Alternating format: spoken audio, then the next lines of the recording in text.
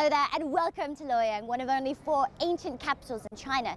This city was the epicenter of the country for 13 dynasties, which means it saw the evolution of many of the things that make Chinese culture what it is today.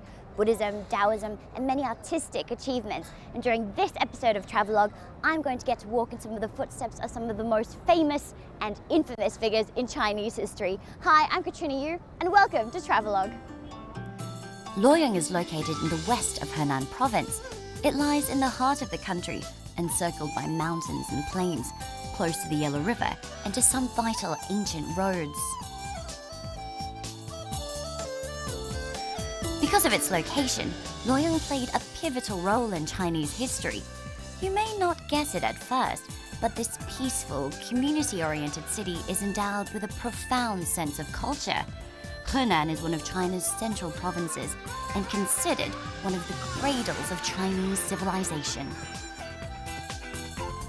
This city was a setting of many famous Chinese legends, and although it looks pretty modern now, there are still some traces of its past.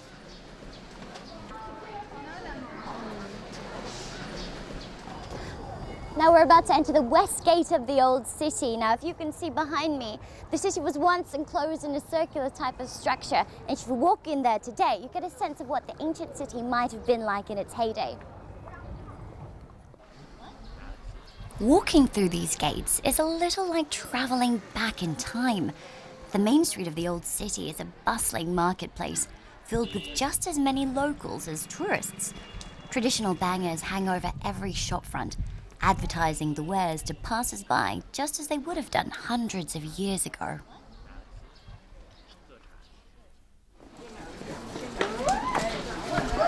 Luoyang marked the beginning of the Silk Road, so it was always a place where people came to buy and sell things. And as you can still see walking down this old street, that it's still very much a place where people do that.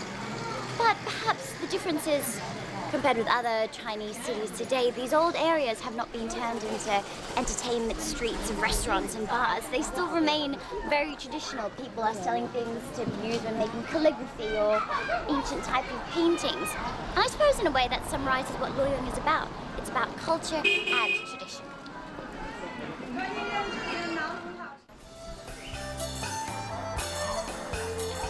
That's not to say you can't enjoy more modern pursuits, like shopping. Sure, the stores are filled with pretty trinkets and tasty snacks, but I get the sense that shopping in Luoyang offers something more. Vendors here sell quality traditional and handcrafted items, and given the significance of the city, each purchase is almost like taking home a bit of history. Not to mention, gifts loved ones back home would be more than happy to receive.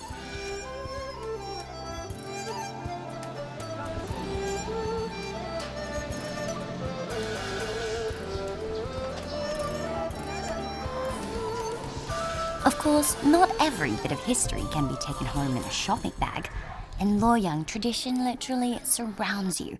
This old city is the perfect place to explore ancient Chinese architecture.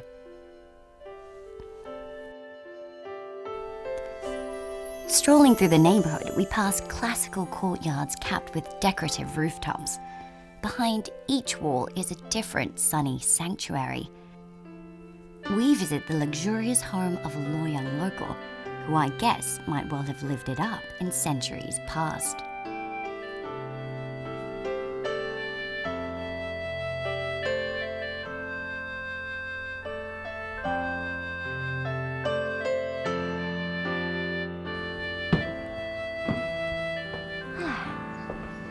Wow, this place is really relaxing. We're still in the old city, but it feels like we're miles away. You know, when Luoyang was the capital of China, it would have felt like the center of the universe. So they obviously like to live in a place where they were in and amongst all the energy and the crowds. But they lived their lives in such a way that they could come home to a place like this. They built this very peaceful courtyard so they could come home and find what was a little corner of paradise.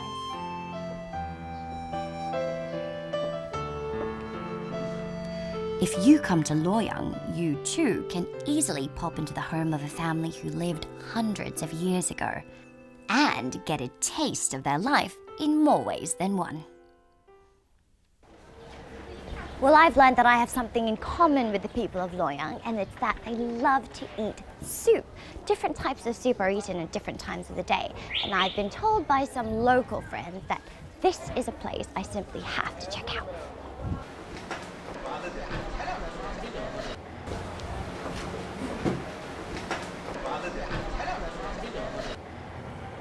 Okay, smells really good. So this is a tofu kind of soup, which is usually eaten during the day. And to go with it, they've given me some pita bread. I thought it was noodles to begin with, but it's actually pita bread sliced conveniently like noodles, so you can eat it. But there's also noodles inside the soup, a type of sweet potato noodle, I've been told. So, are you hungry? Well, I am, so if you don't mind, I might tuck in, see what this is. So the other thing is that we've got swimming in here some vegetables, and I love this particular type of noodles. They generally love noodles here in Henan. We've eaten noodles pretty much every day, but this is a kind of different type. I thought it was some type of like rice vermicelli, but actually this type of noodle is made with sweet potato, which gives it a really sort of chewy, kind of lovely texture, which goes really well with the tofu and a bit of bread too. The soup you'll find here is much heavier than the varieties in the country's south, and while others may usually sip their soup using a spoon, true Luoyang locals drink theirs straight from the bowl. Now there's some insider knowledge for you. Coming up next, we explore a tower dedicated to the life of Empress Wu Zetian and feast our eyes on some of the country's most precious ancient treasures.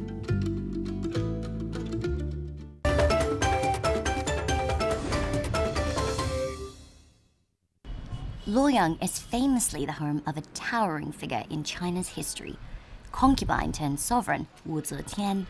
The Tang Dynasty icon was the only female emperor in China's history.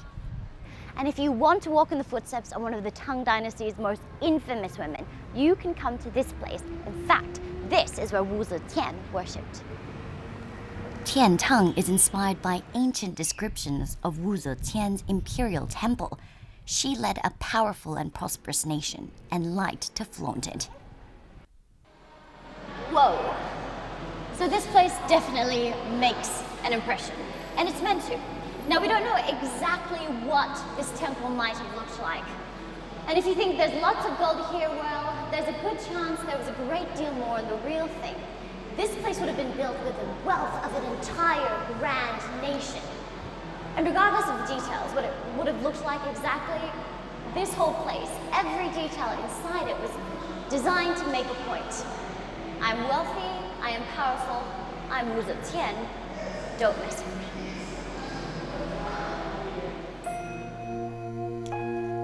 The temple's design has a built-in architectural illusion.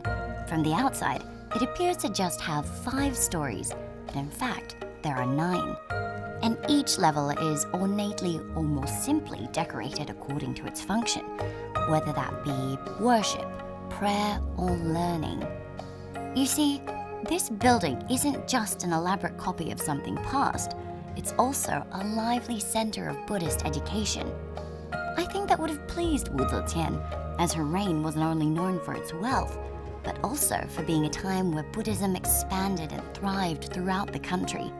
So it's still a traditional temple, but with a technological upgrade.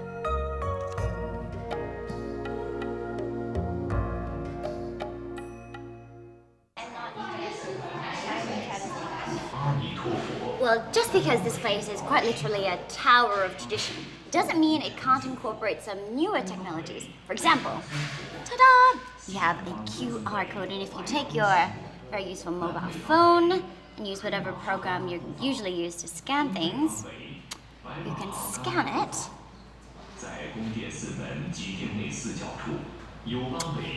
And voila!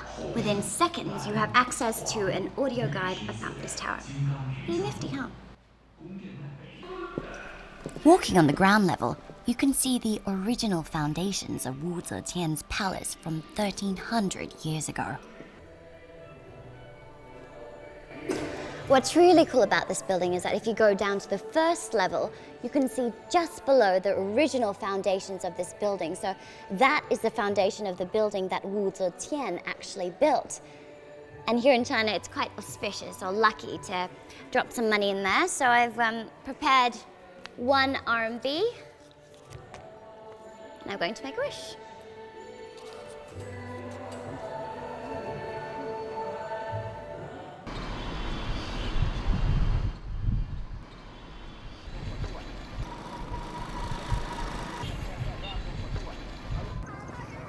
Now, if we can imagine the city of Luoyang as a treasure trove of Chinese history, then this place is definitely one of its crown jewels.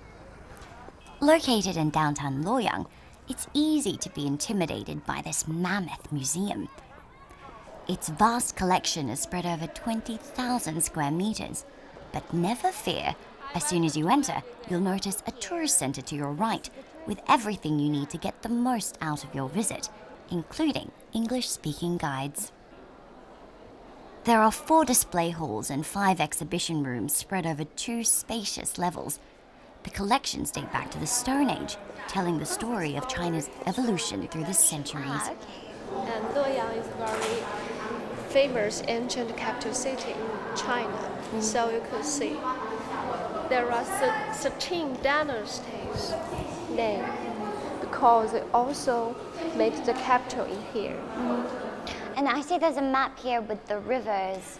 Being the capital for 13 dynasties has turned Luoyang into a living archive of Chinese culture and history.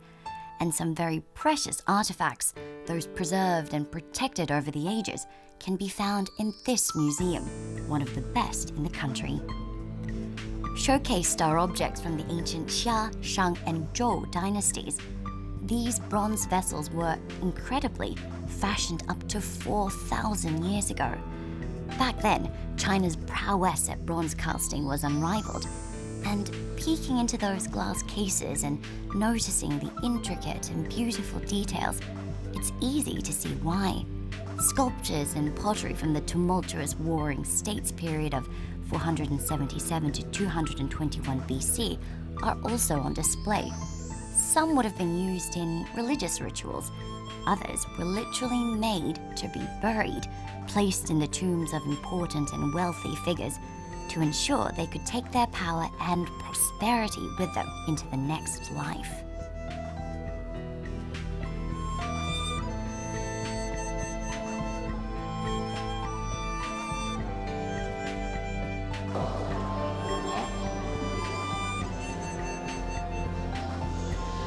But it's not all bowls and boxes. Fun animal figures decorate this Eastern Han Dynasty candelabra. It was an era marking innovations in porcelain, when Chinese artists could really flex their creativity through ceramics. Later treasures can also be found. This museum is particularly proud of its Tang San Zai, or multicolored pottery from the Tang period about 1300 years ago. What I like in this museum is that you can really get a sense of what the Tang women looked like. They had a particular way of dressing and of doing their hair, and they also had a very particular way of looking. They liked to have their bodies a bit more curvaceous. They liked their faces to be fuller, and in particular, they liked to have balls of fat on their neck. This in Chinese is called sanwen. And if you had this, you're considered pretty lucky. Tang women, with their pale faces, accentuated crimson lips, and elegant upstyled hair, are said to have inspired the look of Japanese geishas of today. But we've barely scratched the surface. Thousands of other jade, silver, and gold relics enrich this museum, so you best come to China and set aside some hours to see it. But one kind of item in here that you might have seen elsewhere is the Tang San Sai. Luoyang's Tang San Sai is famous and still internationally sought after, so I leave the museum and head to a place where I can learn more.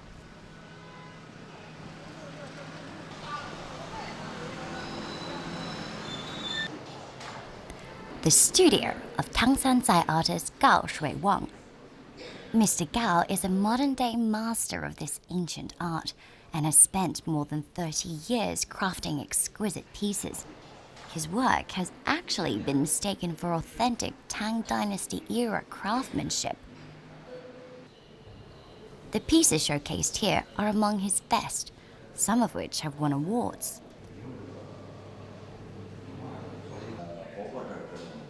His favorite subject? Horses. 你像这些马，这是在唐代时期，这个唐三彩啊，这个马匹是比较常见的，包括马和骆驼，它代表一种唐代时期中国和西方国家这种丝绸之路这种商业来往比较频繁。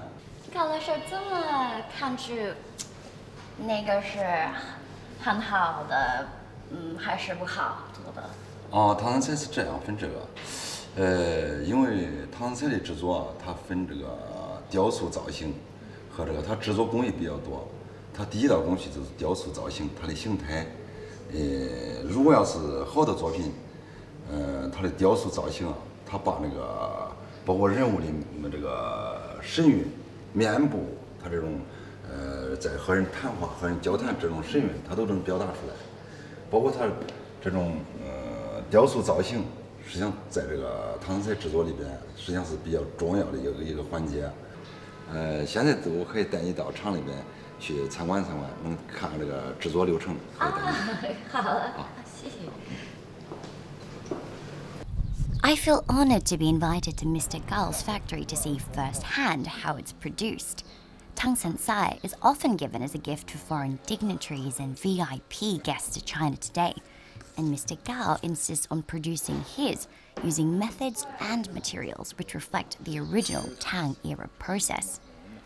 Molds are used as the initial step, but the details are meticulously perfected by hand.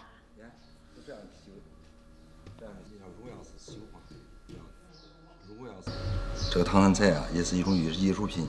做这个艺术品一定要追求的艺术价值，要把它精神头表现出来，这是比较关键的。So it seems simple enough, just looking at it, but actually every single stroke, the amount of stress that you put into it makes a huge difference for the outcome. Once the raw shapes are given the green light, they're dried and ready for painting. And I gotta admit, walking into this part of the factory was not what I expected. After all, Tang San Sai means multicolored ceramics. And well, all I see here are different shades of one color. But soon, Mr. Gao explains why.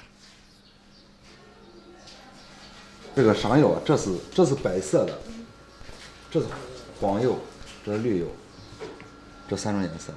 我先给你上一个，你先看一下啊。这样已经把这釉焦黄了，像这个地方就上这个白釉，上个白釉。 Though it may look easy, you need to get the strokes just right. And I'm a little nervous about making a mistake. I can imagine that after repeating this process again and again, it may become a little tedious or boring. So a great passion must have fueled Mr. Gao's 30-year career. 好，挺不错的。这个上釉啊，这个厚薄一定要掌握均匀。如果上的厚的情况下，它出来流动性太大不好；如果上的太薄，它出来就成次品了。所以说这一定要掌握均匀。上的不错，学得挺快，上的不错啊。He was just telling me that the thickness of the paint is really, really important in terms of the end product. So, what do you think of my masterpiece? Well, I guess we'll just have to wait and see if it will really be a masterpiece. 谢谢啊。不错不错。好。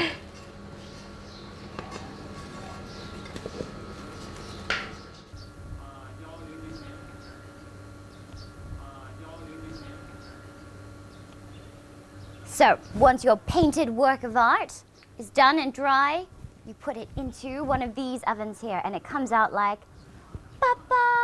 like this. Finished Tang San Sai.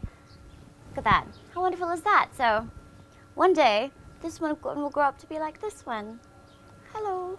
Pretty cool, huh? Now, some of the Tang San Sai will go through a final step to achieve more of a vintage look, but this technique is top secret. I guess some things are best left a mystery.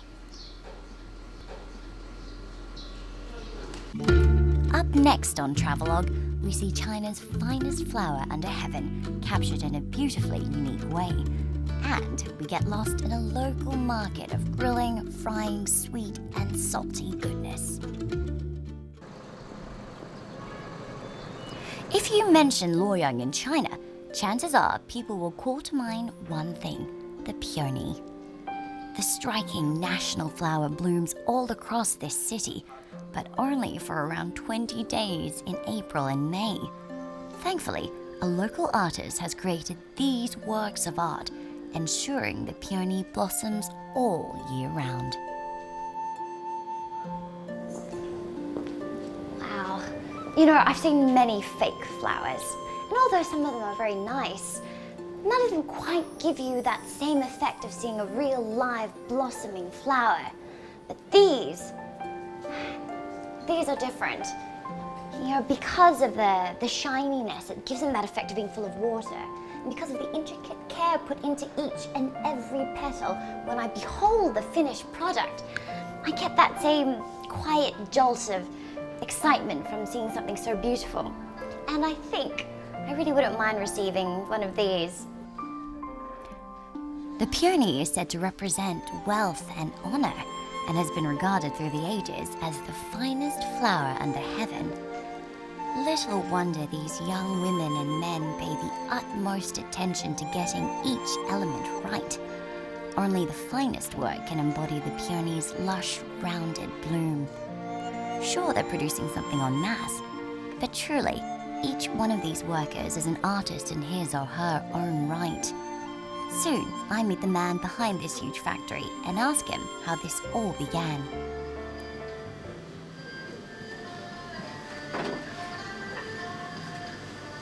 李老师，我看到那个牡丹色非常漂亮，你为什么开始做这个牡丹色？这个与我们这个对洛阳的情节关系特别大。就是我是那个本地出生，从小在洛阳长大，我祖籍就是洛阳，因为我们对洛阳的牡丹花是情有独钟，所以说在洛阳的牡丹是有花开花落20日，就说的花期特别短。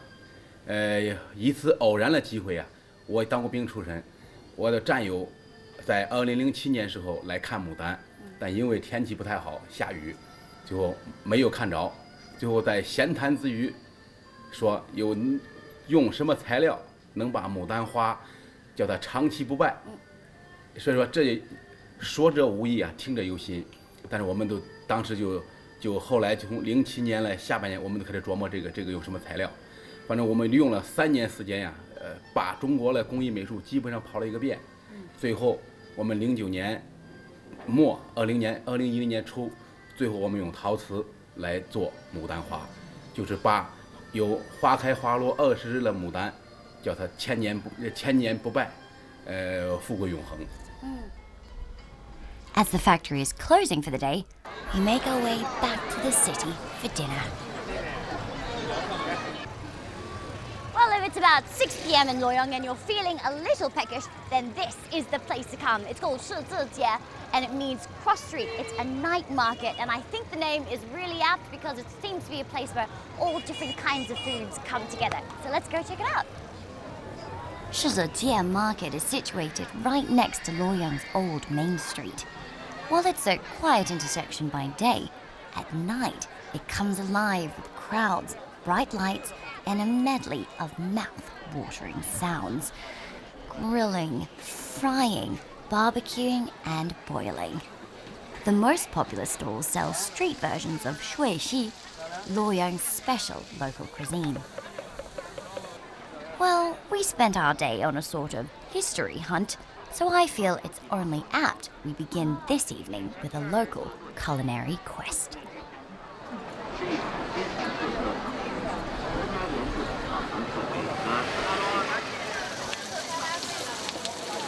Oh man, sizzling goodness. Now, being in Henan, we're in the north, and people in the north seem to like things that are fried and doughy, and yeah, those fried dumplings are pretty good. What do you think?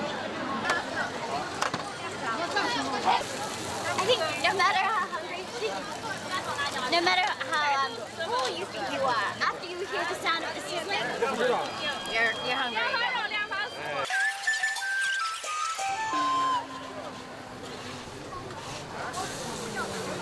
That my octopus covered in peppery, chili, sesame goodness.